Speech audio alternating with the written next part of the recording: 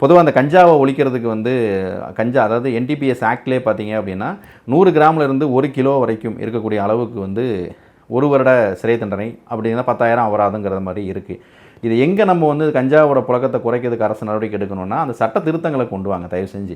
எப்படின்னா சிறிய அளவில் ஒரு 25 கிராமு 10 கிராமு இந்த காலேஜ் பசங்க எல்லாருமே கையிலலாம் பார்த்தீங்கன்னா சின்ன பொட்டணங்களை தான் வச்சுருப்பாங்க. அப்போ அது பெரிய அளவில் வழக்கு போட முடியாது. இப்போ காவல்துறை அவங்கள விட்டுட்டு போகக்கூடிய சூழ்நிலை நிறைய பேர் இருக்கிறாங்க. அப்போது சிறிய அளவில் கஞ்சா இருந்தாலும் கூட ஒரு 10 கிராமோ 5 மில்லிகிராமோ இருந்தாலும் கூட அந்த பையனை வந்து நாங்கள் வந்து சிறைப்படுத்துவோம், அவனை கொண்டு போய் காப்பகத்தில் வைப்போம் அப்படிங்கிற மாதிரிலாம் வந்து குற்றங்கள் வந்து குற்றங்களுக்கு தக்கனையாக சட்டங்கள் வந்து கடுமையாக இருக்கணும். அதேமாதிரி ஒரு 1 கிலோ வரைக்கும்லாம் பிடிக்கிறீங்க அப்படின்னா அவங்களுக்கு வந்து குண்டாஸில் உடனடியாக போட்டு அவங்களுக்கு வந்து பெயிலே கொடுக்கக்கூடாது, இப்படி மறுக்கணும்.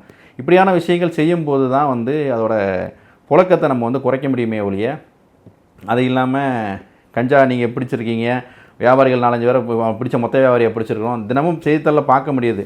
எங்கன்னா திருப்பூரில் பிடிச்சோம், கோயம்புத்தூரில் பிடிச்சோம், திருநெல்வேலியில் பிடிச்சோம், குண்டாஸுக்கு ரெஃபர் பண்ணுறீங்க போடுறீங்க. இருந்தாலும் கட்டுப்படுத்த முடியாத காரணம் என்னென்னா சிறிய அளவிலான புழக்கங்கள் வந்து எங்கேயுமே கண்டுக்கிடப்படுறது இல்லை. இதுதான் மேஜர் அங்கே ஃபேக்டாக இருக்குது.